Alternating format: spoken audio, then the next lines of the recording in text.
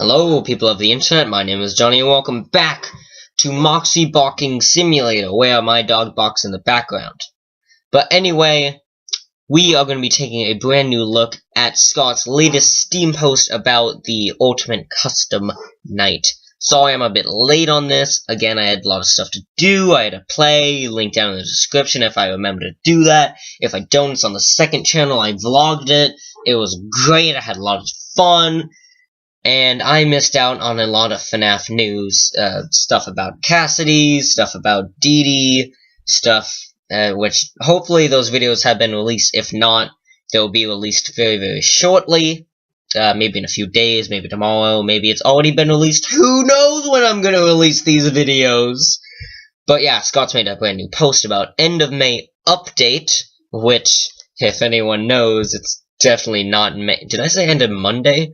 End of May update, which, if anyone knows, it's not the end of May. It is, in fact, the day of my recording, June 7th. So, let's take a look at this.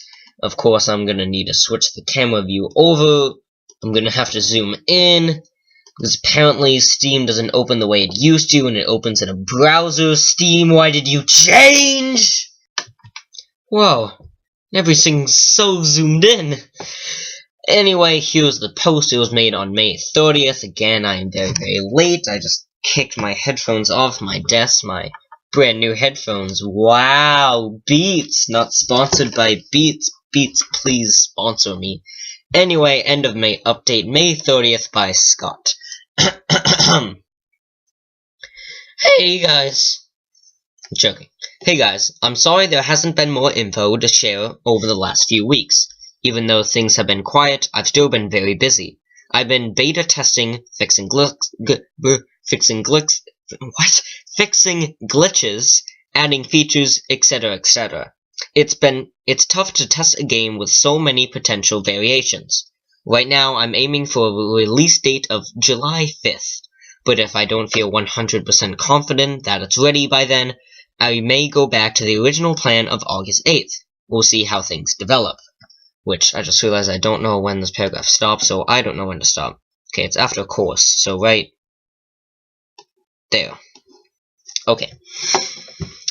I've been adding a lot of voice acting, even though the majority of characters only say something when they kill you. Which, of course, we've been looking at in a previous video, linked down in the description. That, if not, it's on the channel, it's only a few videos back. It's titled Voice Acting. So if you want to check that out, check it out. I'm happy to announce the return of Heather Masters, Amber Lee Connors, Michelle Moss, Christopher McCollin, sorry if I mispronounced that, and Becky Shrimpton, sorry if I mispronounced that as well. Which, if you didn't know, Heather Masters is Baby, Amber Lee Connors was Toy Chica in FNaF World, and also Toy Chica in Custom Night, I believe. Michelle Moss is Ballora, Christopher McCollin is... Let's see, I have a list of people. I believe he's Foxy, Fredbear, and Pigpatch. Let me check. Yes, he is. So, if you have more voices, Christopher, I know you do a lot of voice acting, then, if by chance you're watching this, please tell me. And Becky Shrimpton also did Bon Bon in Sis Location. Yes, and Becky Shrimpton reprising their old roles or taking on new ones. The game will also be introducing a whole roster of new voice actors as well. I believe, I need to pull up my list again. Sorry if I mispronounce this, but password enters. I believe Joe Garnett, sorry if I mispronounced that, and Stephanie Belinda Quinn. Joe's voicing Rockstar Foxy and Mr. Hippo, to my knowledge, and Stephanie is voicing Toy Bonnie. So, yeah, we got them to look forward to. I've also decided that Ultimate Custom Night will be released as its own game, rather than an addition to Pizzeria Simulator. I thought this would just make things easier to update and manage, as well as just being easier to launch and play. I'm working on the Steam page for it, and will hopefully get a coming soon page in the coming weeks. It will still be free. It will still be a free release, of course. So, Yay! It's gonna be free, everyone's gonna play it, it's gonna be great, I won't have to beat Pizzeria Sim if I haven't to play it. So that's gonna be very, very good. And again, Steam page hopefully coming soon, and we also have a whole new slew of voice slew. I was gonna say something, but I can't remember. A whole new line of voices that are gonna be heard. That sentence made sense. I'm also happy to finally give the answer to a much asked question. Will Ultimate Custom Night be customizable, or will it just be preset? What he means by that is, if you remember way back in FNaF 2 and FNaF 1, you get to automatically pick which AI setting the characters are going to be at, rather than, for instance, FNaF 6, or no, FNaF 6 location, where you have preset modes, Cupcake Challenge, Golden Freddy mode, Top Shelf, Bottom Shelf, Dolls Attack, Girls Night, all that. And his response to this is, the answer is that it is completely customizable. Every single character can be set to difficulty between 0 through 20. In addition to that, there is also a button on the sidebar to add +1 to all characters, as well as buttons that set all characters to 5, 10, and 20. So with all those options, it should be pretty easy to completely customize the difficulties of every single character to whatever you want. It also brings up the topic of what the goal of Ultimate Custom Night will be. After all, in Sister Location Custom Night, you would get a star for beating each preset mode. But in this, there are no real presets. The answer is that you are working to achieve the highest score possible. That might sound dreadfully underwhelming at first, but it's actually a system that works really well here. Each difficulty point for any given character is worth 10, meaning that a max difficulty character is worth 200, so the possible high score will be 10,000, with all characters set to 20. No points are given for characters you have no control over. So the strategy here is picking the largest assortment of characters that you can manage, maxing out characters that are easy to gather, and leaving out characters that you feel make things too difficult to achieve the highest score you can. The character select screen keeps record of your highest score, as well as your best time in 50-20 mode, which 50-20 mode is all 50 characters, 51 now that DD's added, 51 characters all set to their highest difficulty. Can I go further? I can. Let's do that. Wait, why aren't I editing this out? Sorry about that. Also, I'm considering doing something that I've never done before, and that is holding a closed beta testing run for select people. I'm not sure how I'm going to handle this yet. I may release it only to some YouTubers, or I may just throw up a version on GameJolt with the hopes that people will understand that it's an early version. But hopefully there is some sort of middle option where I can give it to a group of people with hopes that it won't leak out too far. But that would be tough to do. Send me some comments with suggestions on how you think I should handle this. I'll post more updates as I have them. Edit, which means something he addressed after he made the post.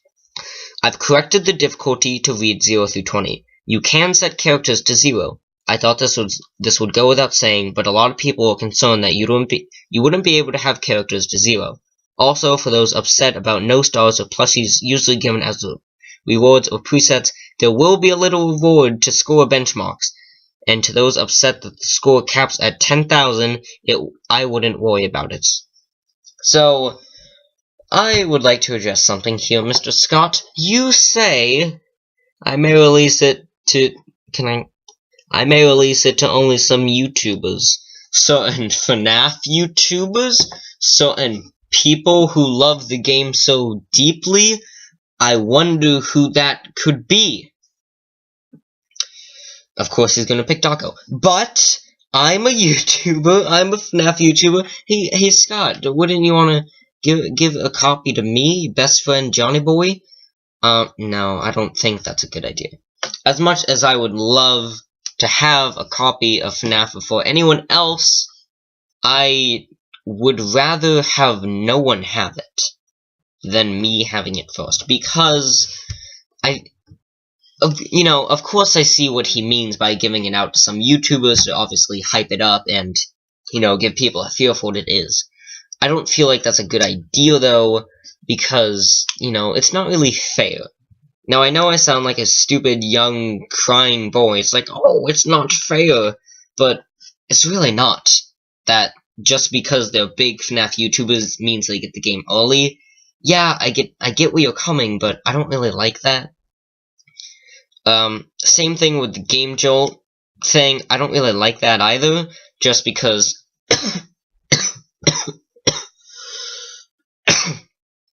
the death of Johnny Blocks on camera. Yeah, I don't like that either, just because, we saw how it turned out with FNaF World.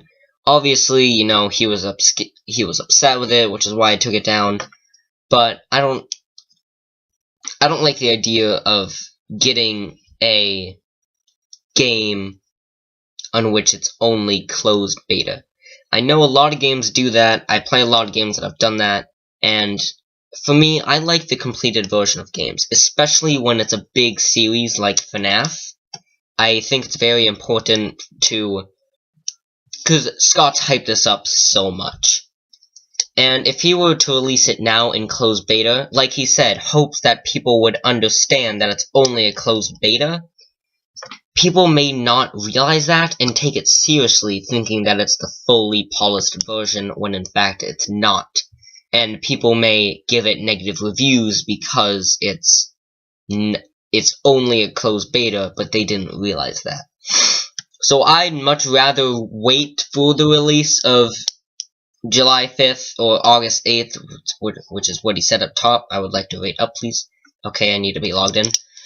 But yeah, I don't like that idea. So I know I sound like such a child saying that it's not unfair and everything, but I hope that you guys understand where I'm coming at, especially because there are a lot of FNaF, like small FNaF YouTubers like me out there, who, of course, have made a... What's the word I'm looking for? Have shown what they can do. Like, take my most viral video, for example. I'm not trying to brag or anything, but it's got 2.5k views as of now. And that's obviously the leak video. I believe I was one of the first people to address that topic on YouTube, if not the first. So, obviously, I can come out of nowhere with videos like that. But just because I had that one important video, and, obviously I've made groundbreaking videos before, reaching over... For me, it sounds awesome. For you guys, it may not, because you probably watch bigger YouTube channels. But, some of my best videos have reached over 100 views, which, again, doesn't sound like a lot. But trust me, for me, that's a huge achievement. But just because I've gotten, 2.5k views on the FNaF video doesn't mean that I'm, a big FNaF YouTuber. So the probability of me getting a copy of FNaF early wouldn't make a whole, it wouldn't make a whole lot of sense. And I'm not saying just because I can't get it means that other people shouldn't get it. I'm saying that, I try my hardest to give you guys information, and take this week, for example. It's been a complete mess. I'm sorry I haven't gotten videos out lately. But, I've got life. And things happen. But, I don't know. Where am I going with this? Scott, you can do whatever you want. It's my personal opinion. I know I'm being a crabby baby about it. I'm playing with a pen. Why is there a pen here? Oh yeah, because the stupid Cassidy thing, which I just made a video about. I've made 3 videos in a row, and I am getting cranky, which is why I'm going to end it here. Sorry I blabbered on at the end of this, but, I'd like to sit down and talk to a camera, because, that's what YouTube is about. So thank you everyone so much for watching, and I will see you all on the flip side. Goodbye.